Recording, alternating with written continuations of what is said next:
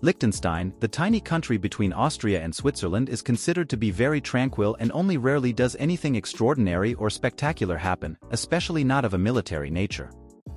But on a chilly winter's night in the year 2007, the tranquil Principality of Liechtenstein suddenly became the scene of an unexpected invasion. An army suddenly marched onto the territory of the small Alpine state, without warning and for no apparent reason. And then it was Switzerland, a neighbor that was actually peaceful and committed to neutrality.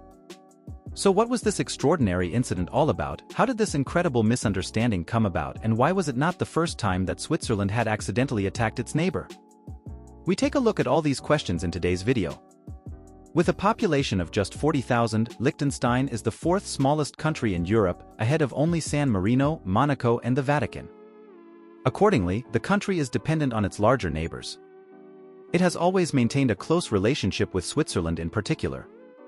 As a result, its foreign and defense policy has always been very closely aligned with that of Switzerland. The two countries grew even closer during the Second World War in particular, as Liechtenstein also declared itself neutral and coordinated closely with each other to avoid falling victim to a sudden attack.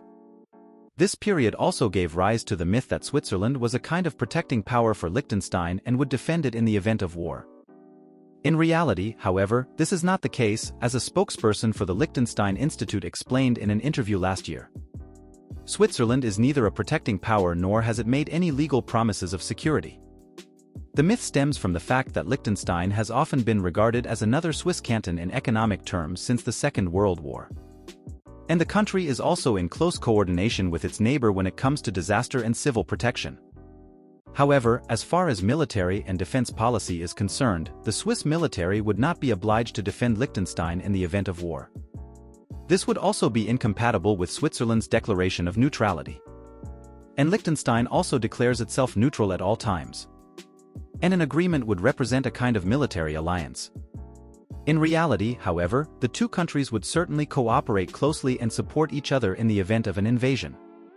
After all, if someone were to attack Liechtenstein, this would certainly include Switzerland's security interests.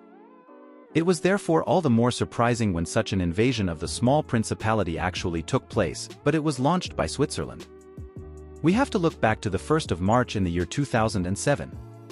In the middle of the night, a troop of 170 men from the Swiss army was actually carrying out a routine exercise, but it soon took an unexpected turn.